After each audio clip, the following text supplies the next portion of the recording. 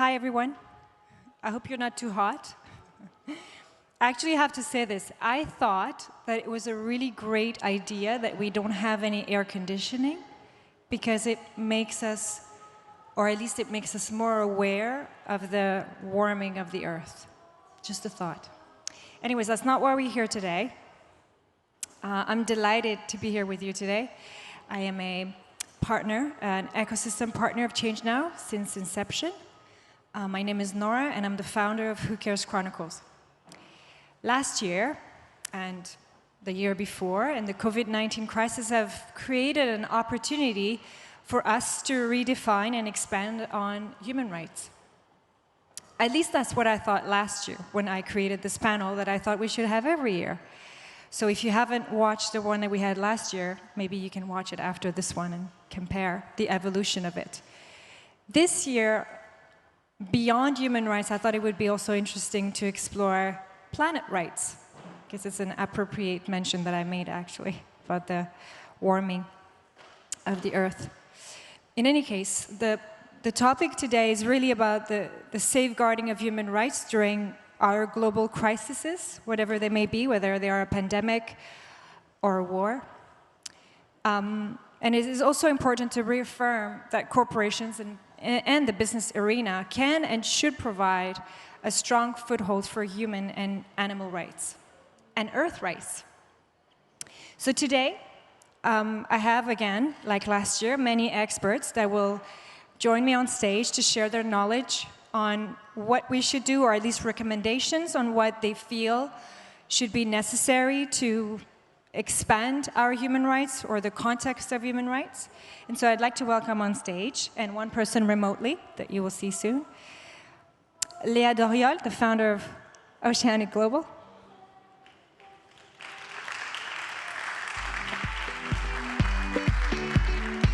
Hi, Léa. Yann Lechelle, CEO of Scaleway.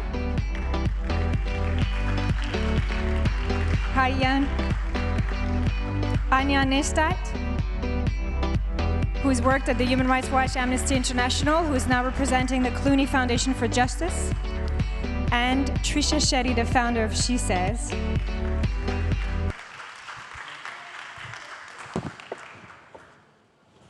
All right, I know it's very hot, you guys. But it's a hot topic, so let's contextualize it. So yes, as I mentioned, we thought it would be interesting for ChangeNOW since last year to expand and explore what human rights are as we enter new territories, new contexts, new situations. I feel it's very important to expand on that.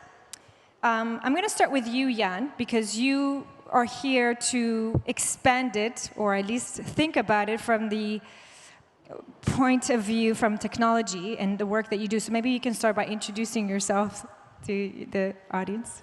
Thanks, Nora. So yes, I'm the CEO of a company called Scaleway, which is a cloud operator based in France, in Europe, therefore. So I represent the big bad guys, the industry that actually powers the internet these days. So I would like to give a perspective as to how technology plays a role in what we titled Human Rights 2.0, right? Because 2.0 refers to the technological revolution of everything that we've defined over the past centuries. So Human Rights 1.0 was the foundation. How do we evolve from there? And is technology an enabler or a disabler? So the cloud, to remind everyone of what it is, if you have a smartphone, then most likely as you turn it on, the smartphone uses the cloud for everything. So the smartphone is not smart without the cloud behind it. And therefore, we have to decide, and I will be happy to lay into the discussion the notion of whether we want to keep using those devices, this technology, for good, for the best, and for the worst. And what do we do about for the worst? So, happy to. Thank you, Yann. We'll expand very soon. And now we have Tatum Condon from AllRise that's joined us from London. She was supposed to be here with us today, but there were Eurostar problems. Thank you, Tatum, for being here with us. And, as a matter of fact, I would love for you to introduce yourself and the scope of, obviously, this added element to human rights that I thought would be a nice reflection to our human rights, which is planet's rights. Hi, so thank you so much for having me. I hope everyone can hear me. Very sorry I couldn't be there, very disappointed, but yeah, travel problems. So I'm from AllRise, which is a new environmental litigation firm.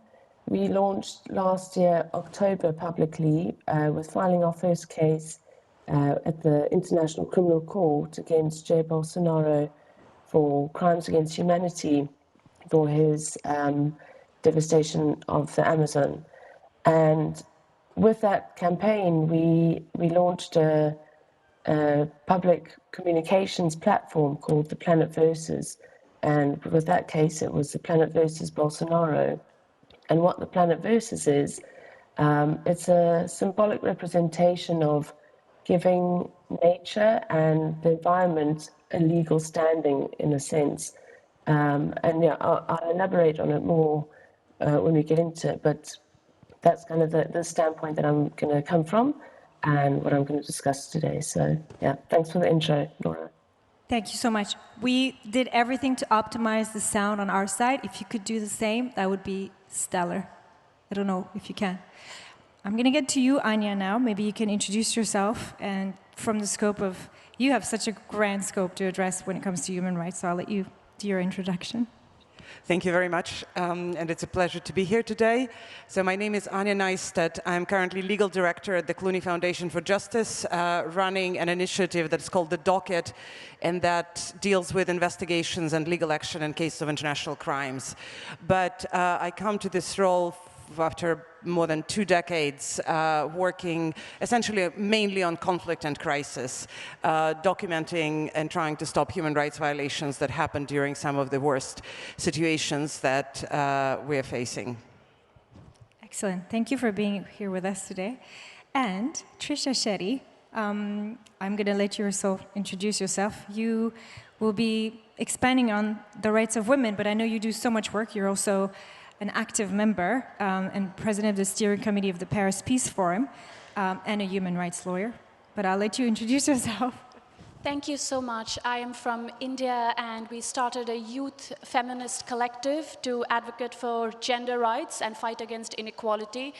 And we successfully managed to mobilize to get the government to drop the tax on sanitary napkins. So, you know, it's just a testament to what we could do if we run with a feminist agenda. So, voila. And I work on governance and human rights in general.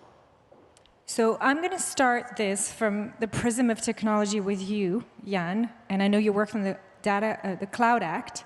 And I was rather surprised to discover it. And I'm sure, who in the room knows about the Cloud Act?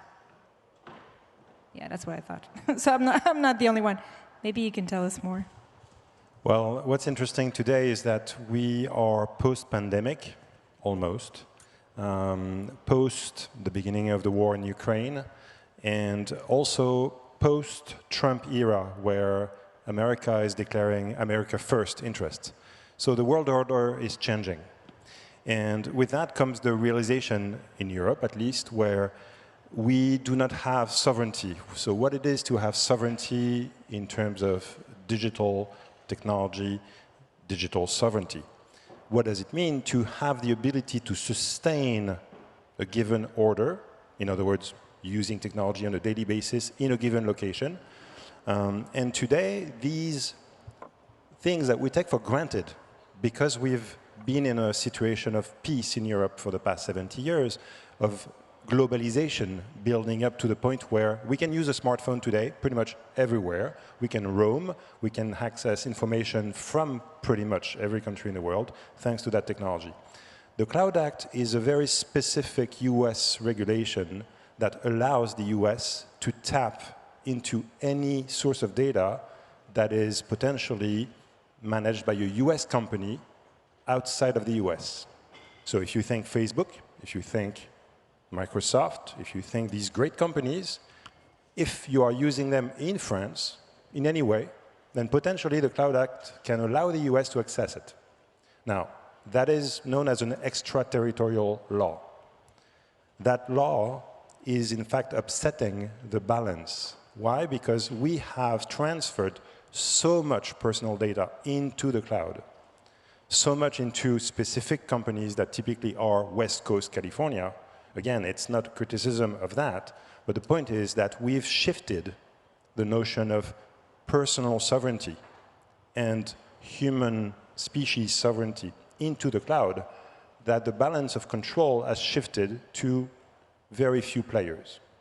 So that, and the Cloud Act, is creating a tipping point where we can no longer accept that technology creates a situation where overnight we can confiscate our ability as a species to use technology to do good, for instance. So I'm not saying technology is always good, but technology is an enabler to do good.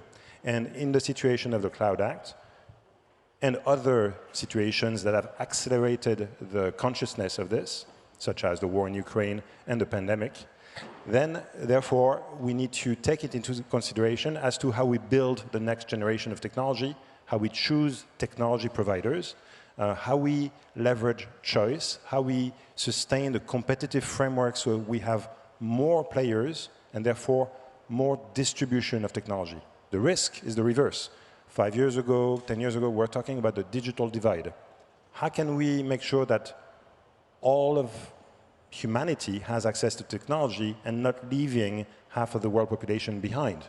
Today, we've actually quite progressed. If we contain the equation between Africa that has taken a quantum leap thanks to the mobile technology, Europe, the US, South America as well, China is an exception in its own, we'll talk about Splinternet, then we've made progress. Most of the world population, better than 5 years ago, has access to technology thanks to smartphone.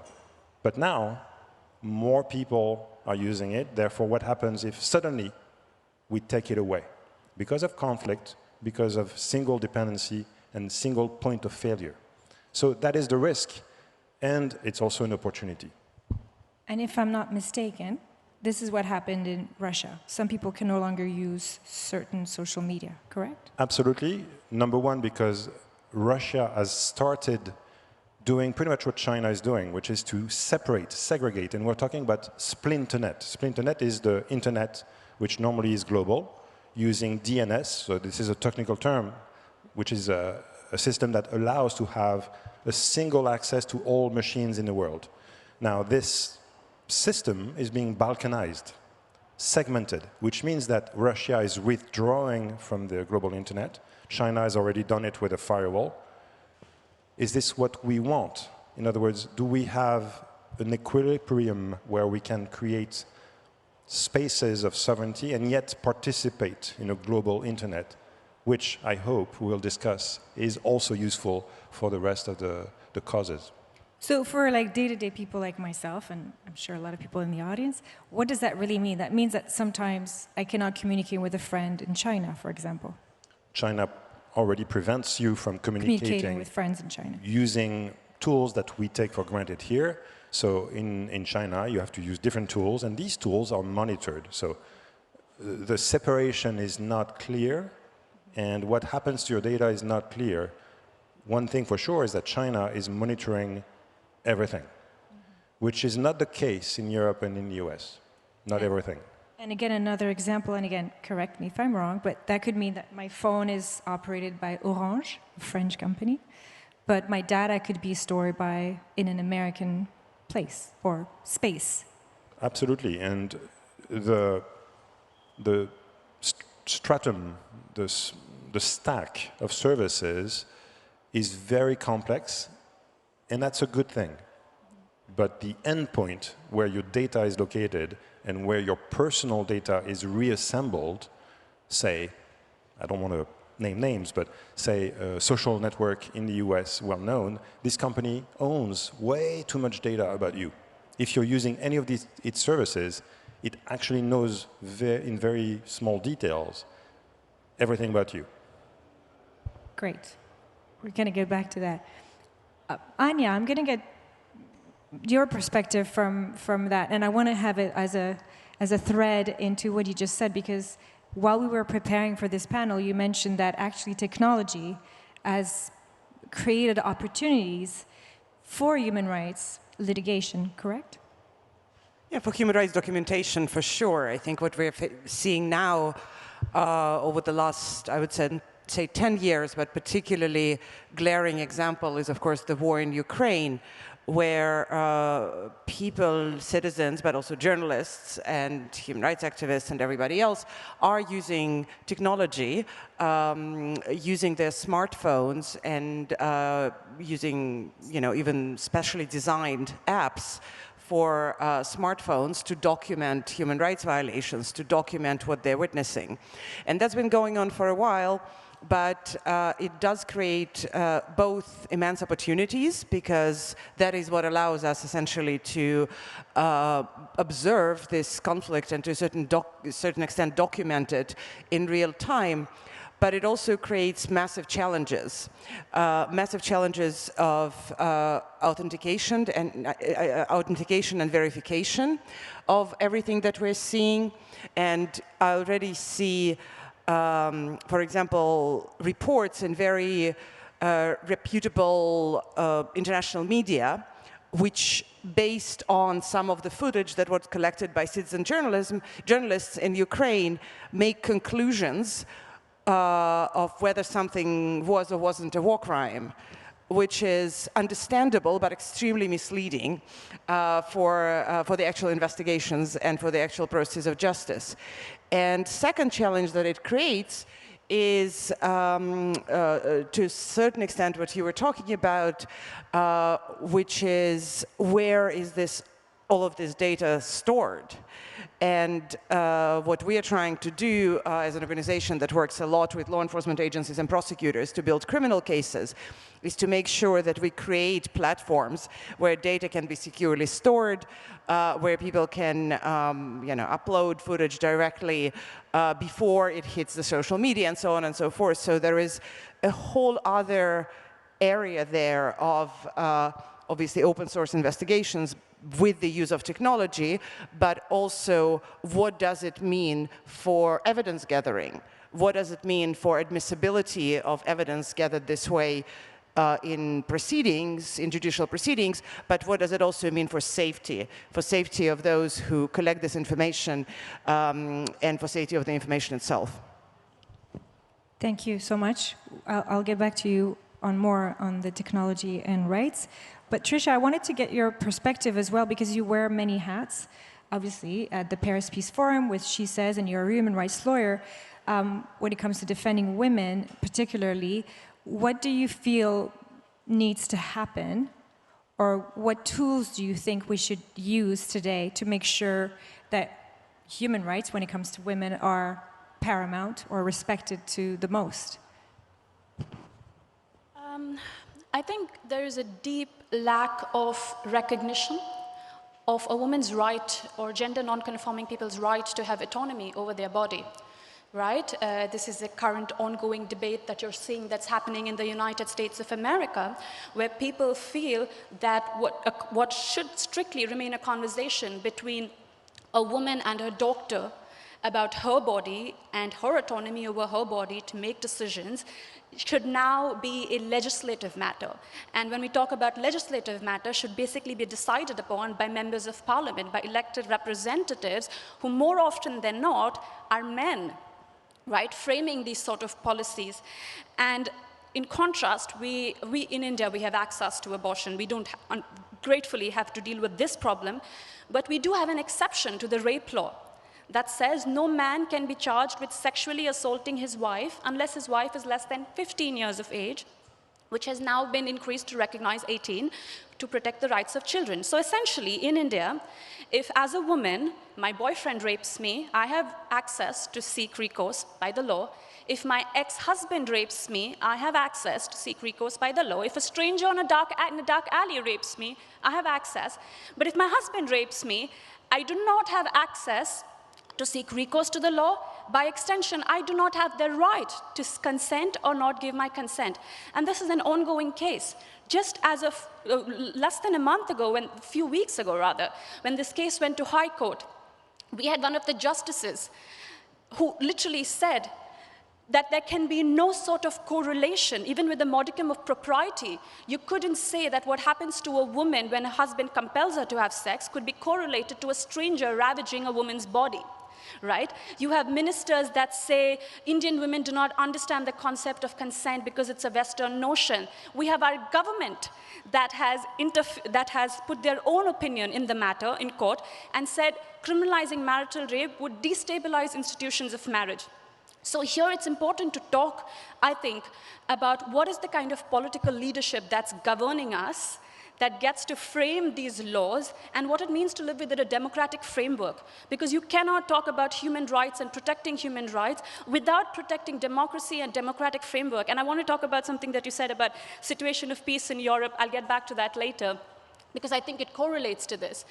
But just to quickly summarize this, everyone I meet wants to talk about, I'm for gender equality, I love equality, but the second you start talking about the inequality, the violence, the discrimination, that's deeply rooted and financed by people in positions of power, by people claiming to be custodians of religion, who want to dictate what women can do with their bodies, or gender non-conforming people can do with their bodies, then people get uncomfortable, right? So we can't have these silos. So for me, we must protect democratic spaces if you want to protect the rights of every individual. Thank you.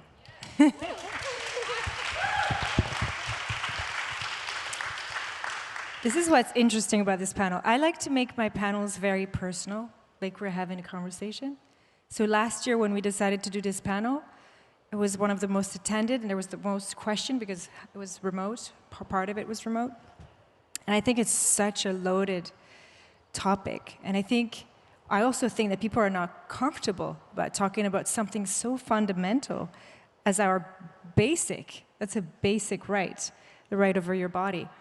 And that's why we wanted to create a platform, specifically because when I started looking into it with the team, I realized that when the first Declaration of Human Rights was signed in France, slavery was still legal. And it feels really interesting that all that you just said, I was just going to close by saying, and all of that in 2022, which is unfathomable. Like we have made such strides in technology. We're able to talk to people across the world. We have Tatum here, all the way from London, live with us. But we're still struggling with our rights. So maybe my question, which is something we've never done, but I'm just going to go for it. My question is an invitation for the audience to think about what we can individually do to make sure that our rights are respected. And I think it really comes to a fundamental. It's like, what kind of rights do I want when it comes to basic rights? What do we want to prioritize? Our right to movement, our right to communicate, our right to work. And without any specific transition, I'd like to head over to Leah, who does incredible work relating to the ocean, which is something that I really want to get into, because as you were speaking, Trisha and Anya, and you, Yann, I thought that when we were structuring this panel, and we kind of struggled a little bit when we had our calls, because in some countries today, and I'm just going to take my notes because I don't want to be wrong what I'm saying, but we are really entering a new era where the idea that would feature nature like a river would be seen as a living being, which might seem like a strange concept to some, but is nothing new to indigenous people and other traditional people around the world. While in the Western philosophical system is underpinned by the idea that man is separate from nature and has dominion over it. Well, in indigenous philosophical system, we tend to, I say we because I'm indigenous, to conceive, and I'm also from a Western place, we tend to conceive of human as part of nature, often in stewardship role to help maintain its balance. So my question to you all, and I'm going to start with you, Leah, if we were to tumble the thing over, the paradigm, and say, by the moment, and I thought about this when I heard about the war, I said, if we make Earth, the priority, then we cannot have any type of bomb landing on its soil. We cannot have any type of chemical weapons landing in its ether. would that change our paradigm? Would we have better human rights or more respected human rights if we put planet rights first? Over to you. 100%. I think why I was personally so excited about this conversation is human rights and environmental rights are inherently connected. Our most basic human rights are access to clean water, healthy soils, food, air quality, etc. And if we don't start to redesign, reimagine, rebuild around resiliency and regeneration when it comes to biodiversity and ecosystem restoration, we're not only losing these basic human rights within our generation, but also for the generations that come. And I think a prime example about this is also with the climate immigration. You know, every minute, 41 refugees around the world are displaced due to extreme weather patterns. We're talking about heat waves, droughts, etc. And this is only expected to increase with things like sea level rise. So these are very, very realistic issues, and we need to bring in this human component. Taking care of the Earth is not anything different to also taking care of ourselves and our role within it. And actually, thank you, Leah. Actually, when I was researching this, I found out that there are already a lot of places that have provided jurisdictions and a legal system for its land. So I found out that the Gange River, for example, and the Yamuna rivers in India were granted legal personhood status to protect them. And I think, I don't know, again, that's a question that I'm having over to you, and you guys are the experts. Is that a crazy thought? Maybe we can start with you, Tatum, because you're the specialist. Because maybe, Tatum, you can really explain again, because when we first introduced yourself, it was a little hard to hear you. Can you hear me properly now? Yeah. Okay, sorry. great. So yeah, the concept of nature rights, as you touched on, Nora, is roots from an indigenous belief that humans and the planet need each other to survive. And for us all sitting here, we can understand that as a thought that without the planet, without natural resource, without a lot of what we live off, we as a human race would not survive without it. And then that begs the question, why would we not protect nature the same way we protect human rights if they're so interconnected? And as you touched on, it's an indigenous belief and thought, and it is becoming more and more commonplace, and a number of different organizations and NGOs are pushing the idea of representing ecosystems and parts of nature as legal entities in order to protect them in a more substantial way, and in order to be able to actually represent them legally. And a lot of people might think, why can't we use the current laws that we have? And what happens often is, we've got policies, we've got protections on natural environments, we've got pledges that happen at climate conferences, and we've got promises from governments. None of those are legally binding, and none of those have to happen, essentially. And the fact that we don't have a way to protect nature in a legal standing it's a problem, because the way we see nature and ecosystems at the moment and natural resources is exactly that, as a resource, as an economic, as something we can trade. And that also touches a bit on what Nora was talking about earlier with slavery, that's essentially how we used to treat people. We used to also see people as resources. And I think we really need to, what nature rights is doing at the moment is just trying to push for a mind shift change, and to have us start thinking about nature in a different way, and have us globally to start treating nature in a different way, and treating our ecosystems, our rivers, our animals, our mountains in a different way, in order to protect them in an efficient way. So, yeah. So the concept of granting nature a legal personality is nothing new, of course, for indigenous people. in the Western world, apparently, my research, I found out it's a person by the name of Christopher Stone, who is the first Western man to propose to grant nature legal personality. And we talked about this, you and I, Tatum, that the Ecuadorian constitution was one of the first countries that started to make rights of nature a reality in positive laws. And then it was followed as an example by many other examples around the globe. So again, I go back to this question. It keeps tormenting me.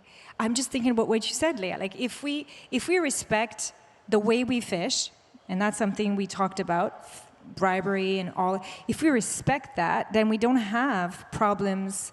If it's distributed fairly, if it's harvested fairly, then we don't have conflict. If we harvest the natural resources from the ocean, when it comes to oil, for example, we don't have disasters and we can continue to sustain ourselves. And it just sort of, I want to use the word evacuate the issue of human rights, because then everything is respected. So going back to you, would you agree with that? I agree. I think it's a little bit more complex, and we can touch upon fishing. I think it's a different component of it. But from what we see in the environmental sector, for proper governance to take place, all local communities need to be part of the decision making. It's really as simple as that. So when we was talking about creating things like marine protected areas, the local communities that are managing and stewarding these areas cannot be displaced a part of that process. And this really needs to come hand in hand. And you've done, you had operated an event where you had several indigenous representatives and stewards of the ocean that came and expressed how they work and how they perceive the oceans. I really believe that that's something that should be more common, although it's very rare. Of course, Tatum has, and maybe again you can mention what exactly you're doing with AllRise in Jair Bolsonaro, but you've taken on a different strike, because it's for the first time an NGO is taken to court, the ICC, the International Criminal Court, Jair Bolsonaro, but you're going to say it better than me, so I'm going to let you do it. Yeah, so our case that we filed at the ICC was against Jair Bolsonaro and his administration, and essentially we are defending, as I mentioned earlier, we've created this platform, the Planet Versus. So we are, in a creative way, representing the planet as the people, the public, but we are defending the Amazon forest as a being, the Brazilian legal Amazon, as well as the indigenous people that have been affected by the destruction that's happened there. So the platform of the Planet Versus, for the first time, we have filed a case at the ICC and accompanied it with a communications campaign for the public. And our reason for that was we understand that a lot of people on a day-to-day basis don't know who the ICC is. A lot of people hear about the court in The Hague as an international court. And we wanted to let people know that anyone can file a case at the ICC, and we wanted the public to be a part of what was happening. So we ran a communications campaign alongside our filing, which was the Planet versus Bolsonaro, and it's hugely popular. We have had 1 million signatures from around the world in support of the campaign, and we feel that if we want to put pressure on the ICC, we need to win in the court of public opinion in order to win in the International Criminal Court. And a win for us is not necessarily seeing Bolsonaro behind bars, because that would be a very long process. It would take many years. The first step after filing a complaint to the ICC is for it to go into preliminary investigation. And that is what we're pushing for. And for us, essentially, if the ICC takes on the case and goes into preliminary investigation, that is setting a precedent of how they take on international environmental crimes and how the ICC deals with environmental crimes. If they reject our case, then we understand that the current laws as they exist are not enough to protect the environment. And then we've been working very closely with Stop Ecocide, and we will then push for ecocide to become a 5th crime in the Rome Statute. So yeah, that's a bit more about what we're doing. Thank you. I'm going to go back to you, Trisha. In your day-to-day work now, and as you sort of stated where we stand as women in some part of the world, and particularly recently in the United States, what do you feel, or what do you see for the future of women and women's rights going forward in the scope of all that we've discussed when it comes to nature and technology? Thank you, and thank you so much for the work that you are doing to sue Bolsonaro. So, you know, I'm a deep believer and fan of taking names, unlike you're way more diplomatically and polite than me. So, you know, let me just deconstruct a few things. One, something you said really struck me. You said Europe has known, and this is something many people have said, not just you, Europe has known a situation of peace for the past 70 years. So when we talk about human rights, especially, I know you said it from the angle of women, but I'm just going to take a step back. We need to talk about whose human rights, right? Because as someone from the global south, when I hear that, it pisses me off, respectfully, because then we are not acknowledging the years and the millions that Europe has spent by giving money to African countries, certain African countries, to control the border, to control immigration rights, right? If we're talking about the climate crisis, forced immigration is going to be one of the biggest issues. And yet, suddenly, Europe is talking about how everything is not okay, and now they are witnessing what it feels like to live in situations of war. This is all deeply connected. Recently, when Shireen Abu Akleh was murdered, New York Times said she dies at 51. No, she didn't die. She was murdered. What died is ethical journalism. What has died is courage for people to call it what it is, right? And it again comes back to me of whose human rights are you valuing? Are you valuing specifically the human rights of the global north and ignoring the human rights of people who belong to the global south? And when I say this, I talk about global south, global north, the distinction from an economic perspective, right? I'm not including Australia within this demographic. And this is deeply personal, because I'll tell you, I belong to the world's largest democracy. In 2020, when Donald Trump was visiting, and I don't believe we're living in a post-Trumpian era or a post-Ukrainian crisis era, we're still very much in it, and we feel it because we witness it in our day-to-day lives and in our homes. In 2020, when Trump was visiting, we had Delhi riots that happened, where many minorities, specifically Muslim minorities, were killed, right? And we had elected representatives of our current administration, lead crowds of people in chants calling for shooting down traitors. Traitors translates to anyone who dissents against the government and their fascist policies that they were trying to promote. And they chanted this. One specific individual called Anurag Thakur, who's our union minister, led this. The case went to court for hate speech. Our court said, oh, hate speech that's said with a smile cannot be categorized as hate speech, right? And the same individual is currently at Cannes, because today, this year, India is the country of honor at Cannes Film Festival, and the same individual is now walking the red carpet at Cannes. So again, tell me, what is the message you're giving to me, my people, people from the global south, and whose human rights are you talking about, right? So we really need to account for this. And when you talk about all of this, of course, gender and people from gender non-conforming individuals form such a major crux of it. So to me, again, I go back to the question of we need to pin the tail of the donkey, which is recognizing that we're living in times of grave political crisis and leadership, that autocratism is taking center stage, populism has taken center stage, and democracy is in crisis.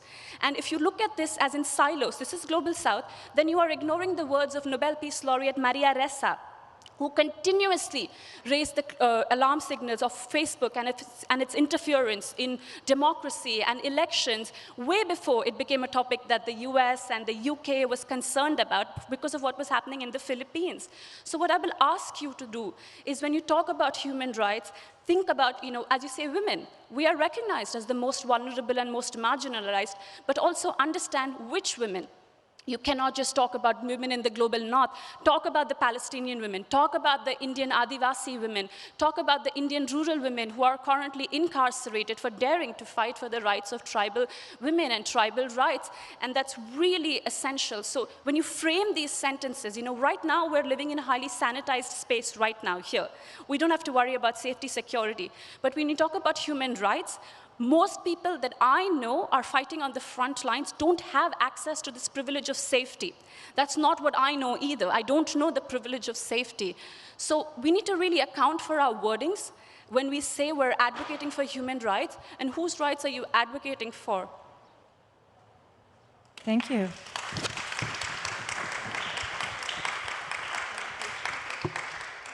Sweet. Anya, maybe you want to jump on that. Oh, there's so much to jump on. Take that one. First of all, just to acknowledge kind of the previous thread in the conversation and the links between environmental and human rights. I think it's a complex issue, especially when it comes to practicalities of it. I think there's one thing to recognize and proclaim. It is a completely different thing, as we know, to actually make these rights, environmental or human, real. And I'll get back to that in a second. But ultimately, as one of my colleagues used to say, there are no human rights on a dead planet. So it all comes down to that in a way. But I think, Trisha, I think you're absolutely right. And I think in case the hypocrisy of kind of the Western world broadly was not obvious enough until now, the war in Ukraine exposed it like nothing else. And I'm speaking about it from a perspective of somebody who is very, very encouraged, and I'll get to this message of hope, which is not usually my place, but nonetheless, to not leave it too grim. Of course, the Western response to Russia over the war in Ukraine, the way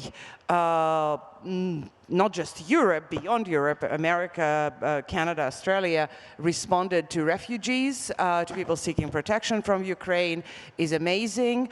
And of course, the first thing it highlights to somebody like myself, who has worked on conflicts in Syria, in Yemen, in Ethiopia, in Sri Lanka, the list goes on, is how different this attitude is, how different the calls for accountability are. And the practical measures taking to bring the perpetrators to account. It highlights with absolute glaring clarity that, at least from the European, from the Western perspective, it matters that you're white, that you're Christian. Your human rights or your right to human dignity and protection completely depends on where you come from or what you believe in or what color your skin is. And so I do think it's a good moment also to speak about whose rights and to what extent the proclaimed Western commitment to the universality of human rights is worth anything. But I also think, and that's where I moved to an unusual space for me, because working in war zones and dealing with some of the worst human rights violations is not usually what puts you in the hopeful and optimistic mode, by all means. I do want to emphasize, and I think it relates to everything that we were talking about today, that kind of, and again, I am circling around the war in Ukraine because, at least, for those of us in Europe, it is, of course, shocking. It is shocking. We have not seen many aggressive wars openly aggressive wars by legal definition in the 21st century. But it also, what it has already created makes me think whether aside from the hypocrisy that it uncovered, whether it's something that can be used as an example of how things should be done when we are faced with refugees fleeing either climate disasters or man-made disasters, wars and other political repression, whether the unprecedented response when it comes to accountability or essentially enforceability of rights, which is so critical to both environmental and human rights, as I mentioned before, whether something that's happening in Ukraine or around Ukraine could be a model for how we deal with other situations where people are being killed and raped and displaced. Whether it's the International Criminal Court that opened a case with an unprecedented speed, or all of the jurisdictions outside of Ukraine that are opening criminal investigations into events that are happening thousands of miles away.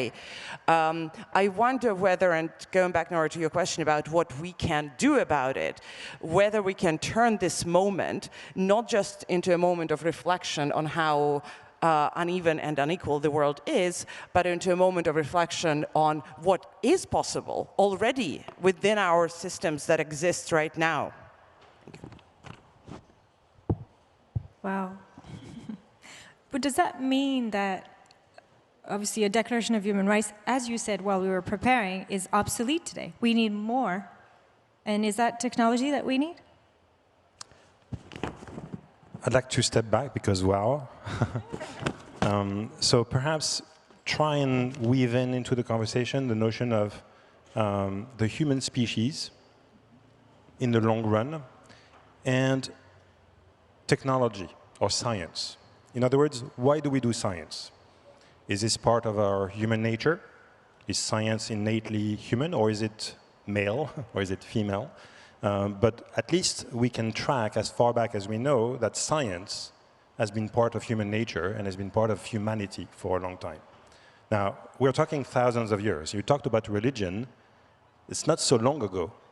It's a few thousand years that we had at least monotheist religions. But we also have technology almost at the same time, because it's about when humans were able to write and share knowledge. So what's happening right now is that two things are accelerating technology through digital. It's an exponential, essentially. And we haven't talked about AI, but artificial intelligence, which is fueled on human data, is allowing to mimic, not very intelligently. Artificial intelligence is not intelligent. But it is mimicking some of human thought processes, not thought processes, but some of the ways we process data, which is reactive in many ways. So that's part of our human nature. We need to think about why we conquer new continents, or we did that a long time ago. Why we conquer space, or try to conquer space. In other words, isn't there something about human nature that is intrinsically smart? We're pretty smart as a species, but definitely not wise as a species. We're far from it. And the acceleration and everything we do that generates carbon dioxide, that we know creates an issue directly with the atmosphere, we understand that. We know the cause and we know the effect. Collectively, we have not cracked it. We don't know how to suddenly change. Also, human nature has created a situation through religion where patriarchy dominates. Technology, if you take a smartphone, is designed for human hands that both men and women have. So far, so good.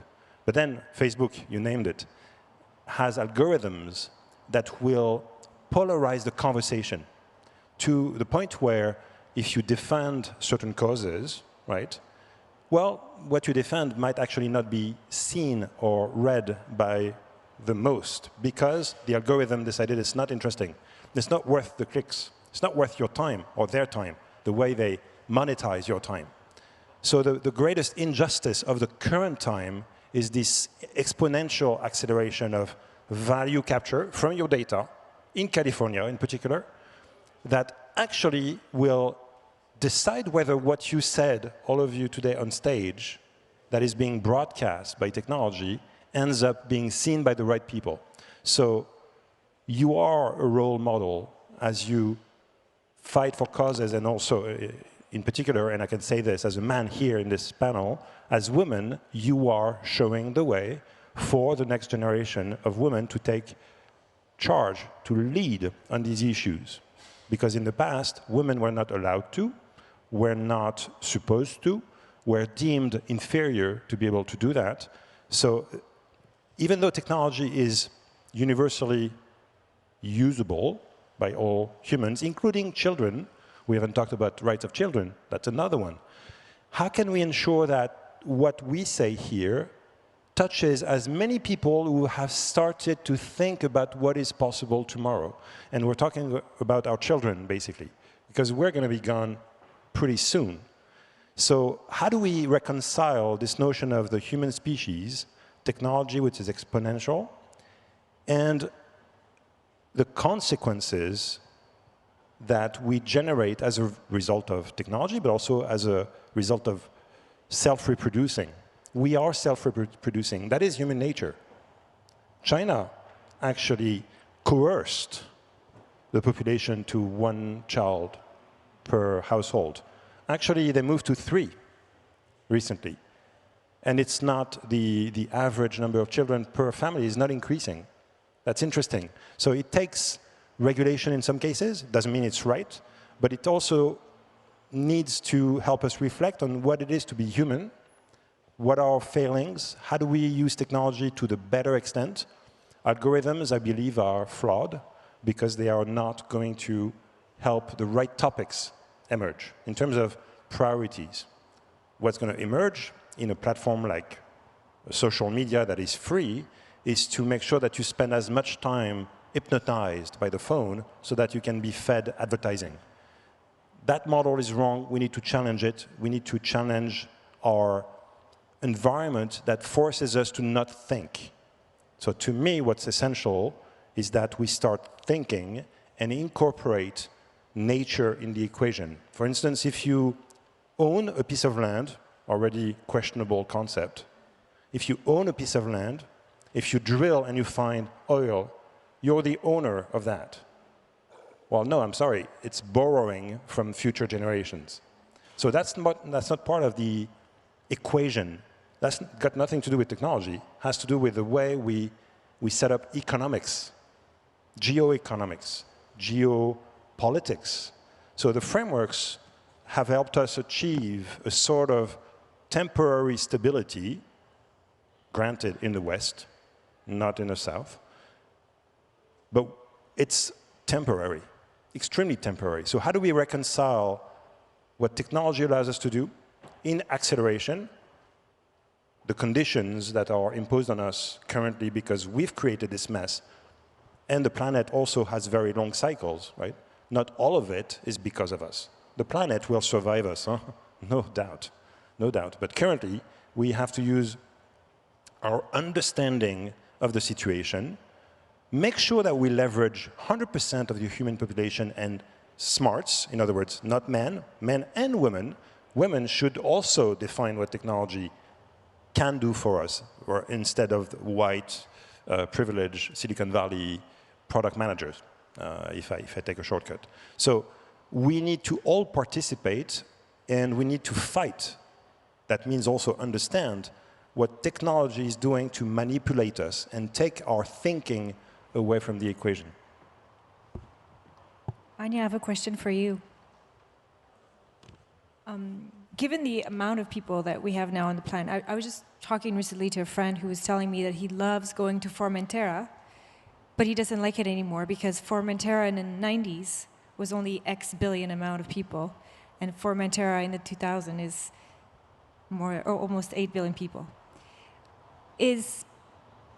Are human rights depleted in value the more people on the planet?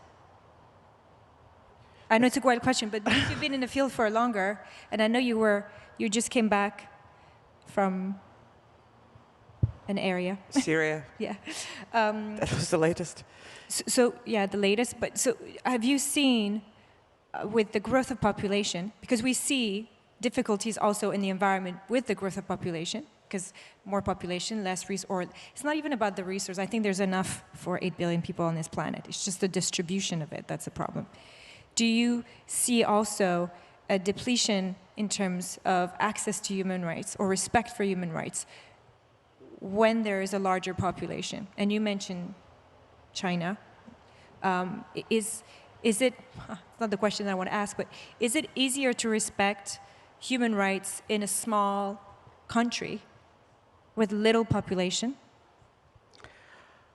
I mean, it's a big philosophical question, and I don't think I have enough data to answer it. So, but my immediate and short response to let others on the panel to add, because we don't have a lot of time left, is I don't think it's an immediate correlation, partially because human rights, and especially unenforceable human rights protection, is such a recent concept, right?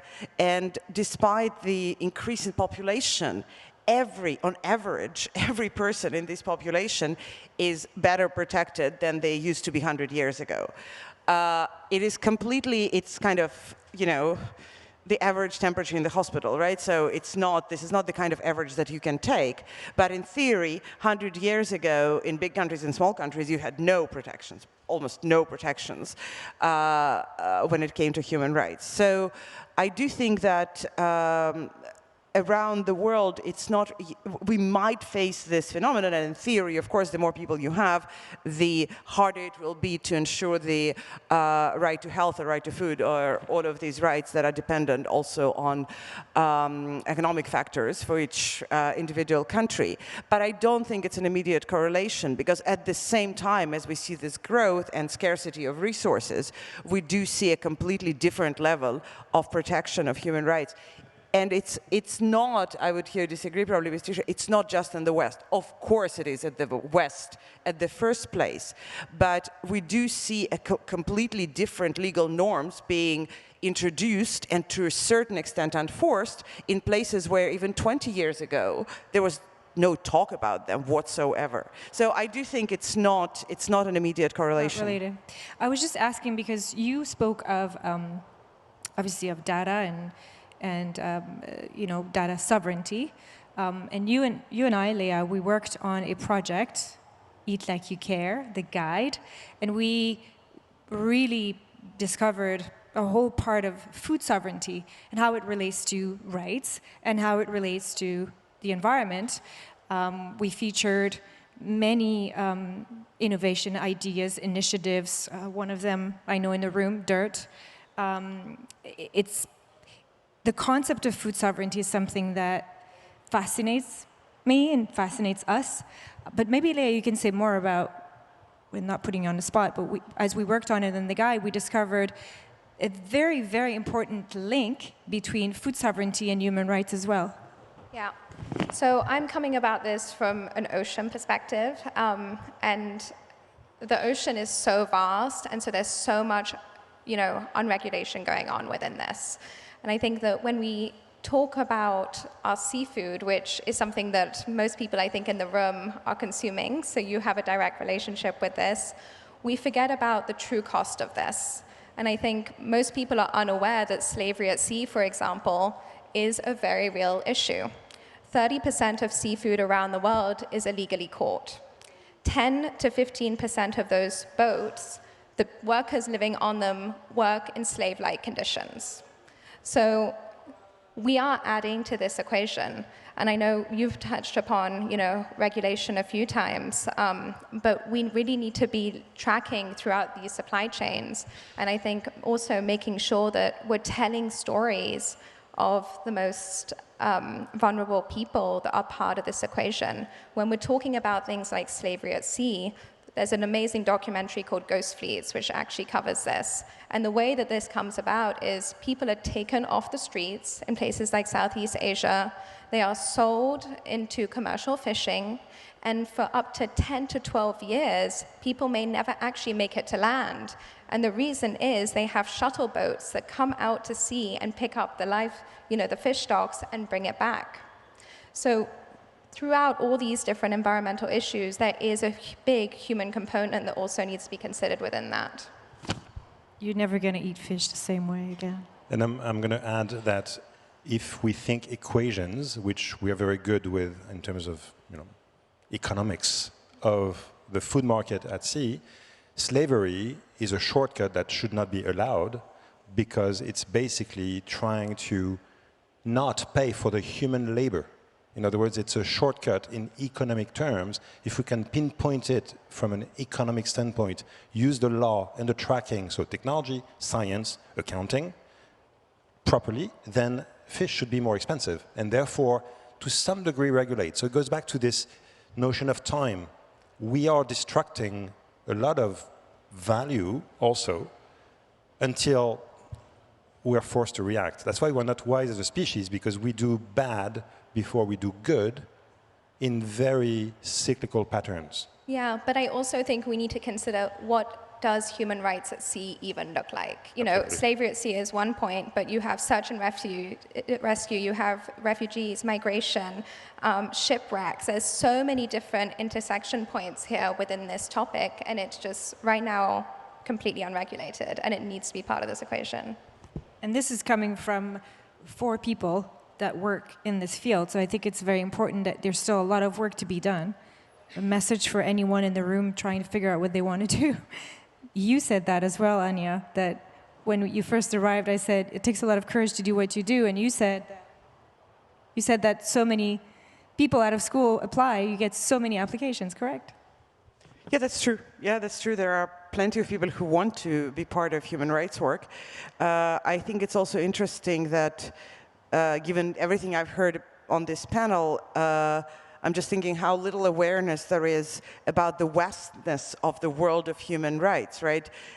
We talk about it all the time. We talk about environment, women's rights, rights at sea, technology, and yet I think most young people who graduate with masters in human rights go to organizations like Human Rights Watch and Amnesty, where I used to work, and they're great, but it means that, for me, it's also a signal that there is still a very, very limited, a very 20th century understanding, despite all of our efforts, of what human rights actually are. So I do think that from the educational perspective, there is a lot for us to be done. But no, they definitely, there is interest and it's encouraging.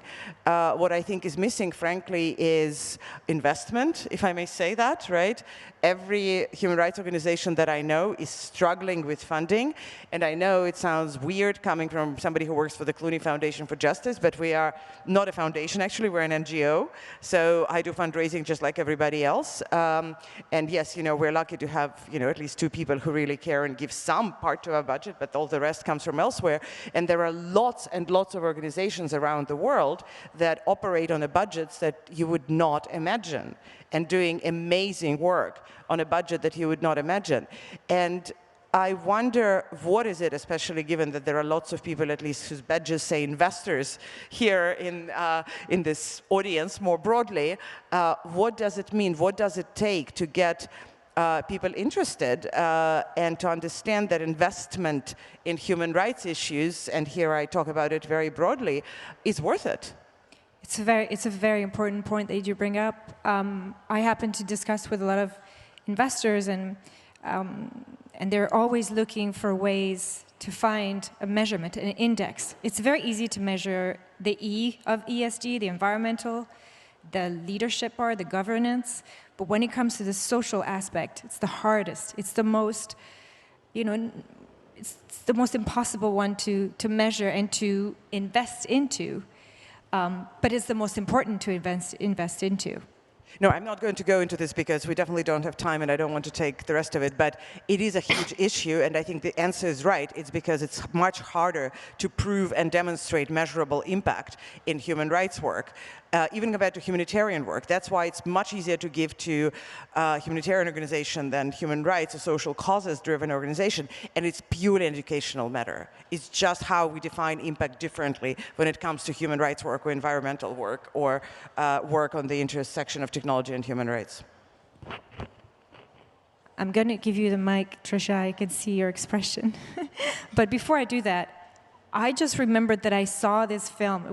It's a very old film, but it was super dystopian, and I can't remember who the main actor is, but he's having a dream, and he's dreaming, and he's in his bed, and then there's this technology that comes in and taps and wakes them up. It's like, you're not allowed to have this dream. Go back to sleep. Don't dream of this. It's not a question for you, Yann, but I think that the concept of rights and who decides of our rights is what we try to define today. Like, who decides, who is the object of these rights, and how do we own and how do we hone our rights? But Trisha, you reacted to what she said, so I want to give you the mic. No, not about what you said. I'm in accordance with that, specifically about the notion of you can't measure impact. You know, to these people, go live in these countries. You will measure the impact very quickly when you live these experiences. You know, the recent interview of the spokesperson of Taliban, that man does not live in Afghanistan. He lives in Qatar. His daughter goes to a school in Qatar. So, you know, they can very well measure impact. When Facebook, also the question about the ratio of people and if it equates to human rights, right? It hits me as well, because when I look at fully grown individuals cry when Notre Dame burned, but not give a damn about human rights violations in countries like mine, I think about that question. But I look at it differently, because I think it matters, because my country is looked at as the largest user base of cell phones, the largest youth user base, which means all electronic companies, social media companies, want access to the country. How do they have access to the country? By playing nicey nice with the government, by ignoring violations of human rights, by playing, ringaroos with fascist regimes. It's interesting what Elon Musk is saying as well about how he would regulate Twitter. He said it would go in alliance with the law of the land because people vote for those governments. Sure, then let's also talk about corporate interest and corporate interference within political spaces and who gets the right to vote. All this to say, I'm just going to summarize with just one quick thing. I spent some time in working on the Ukraine crisis, the war, the Russian crisis that's leading to war in Ukraine. And when I've been at the humanitarian centers in Poland, and what I saw is children, teenagers taking care of younger kids taking care of infants, children pushing prams of infants, and also a sense of love and joy. But that's not an environment anyone should be in at all. So it again comes back to what can we do as individuals, right? I think of that a lot. So one, I love that you brought up about what do we eat, because that's such an intimate relationship. We can have a sort of distance when we talk about the war in Ukraine, thinking that, that's the politicians. So I think a lot about what touches us, the largest organ of our body, our skin, right? And this is, again, personal, because most of these clothes that these fast fashion companies sell, not only is it the biggest destructor of the environment, who is making these clothes, at what wage, as you brought up? It's women from my country, it's people that look like me who are not being fairly remunerated. So that's something, like right now I'm wearing a designer, Pete, who's really invested in sustainable practices and conservation of the oceans and took a stand when it comes to the Ukrainian war as well. So I think if we think about our individual practices, what are the clothes that we're wearing? Who has suffered to make us warm, to clothe us? What are we eating? And then also beyond those individual decisions and choices, because this is what they want us to fall into, the trap of individualism, then look at who are you electing? Who are you putting to power? And who are you also recognizing to be world leaders, and what are the sort of policies that they are supporting? We the people, the UN Charter talks about that a lot. When it comes to we the people, what is the kind of political leadership that is governing we the people, and having the moral courage and gumption to call a fascist, regardless of whether the fascist is governing the world's largest youth population or not, and how that relates to your corporate interest. All right, everybody, we're out of time. We could talk about human rights for hours. Again, I invite you to see the panel that we had last year. You were there. It's very comprehensive and also a continuum to what we're discussing today. And we'll see you next year with another panel on human rights, hopefully in better conditions and situations geopolitically, health-wise, and and environmentally, most importantly. Thank you for being here. Thank you.